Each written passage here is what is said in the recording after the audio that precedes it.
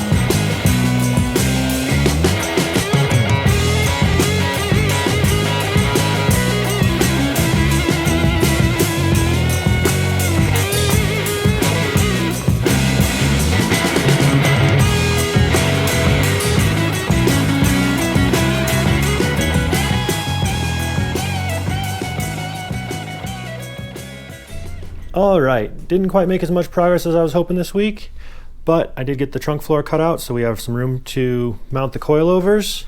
The axle here is all reassembled, ready to go back under when we're ready.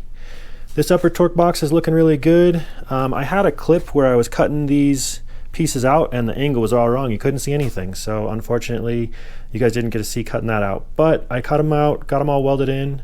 There's a little more welding I'd like to do on this before it goes back under the car. But I am running real low on welding gas, so I'm gonna have to go get some more gas for that.